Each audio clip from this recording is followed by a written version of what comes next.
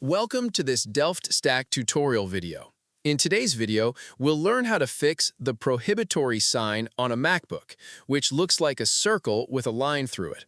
This usually means your Mac has found a startup disk, but it cannot load macOS from it because the system files are damaged, incomplete, or not compatible with the hardware.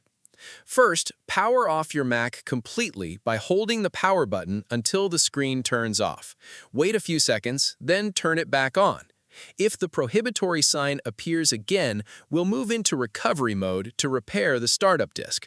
If you are using Apple Silicon, press and hold the power button until startup options appear, then choose Options and Continue. If you are using an Intel Mac, restart and immediately hold Command+R until recovery loads. Wait until the recovery screen fully appears before moving on. Now, open Disk Utility from the recovery menu. Once it loads, go to the top menu and click View, then choose Show All Devices. This ensures you can see the full internal storage structure, not just a single volume. Now, select the internal drive at the top level and click First Aid. Let it run completely without interruption. This step checks and repairs disk structure issues that often cause macOS to fail at boot. After that, select Macintosh HD under the drive and run First Aid again. This helps fix any volume level errors that might be preventing the system from loading properly. If this video is helping you so far, please like the video and subscribe to Delft Stack for more simple Mac troubleshooting tutorials.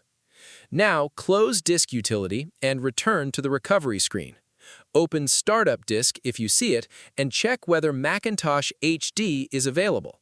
If it appears, select it and restart your Mac.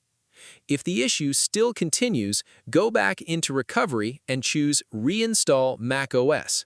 Follow the on-screen instructions carefully and select Macintosh HD as the installation location.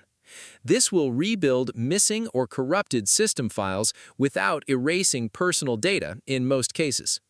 Finally, once your Mac boots successfully, open System Settings, go to General, then Startup Disk, and make sure Macintosh HD is selected so your Mac always starts from the correct system volume.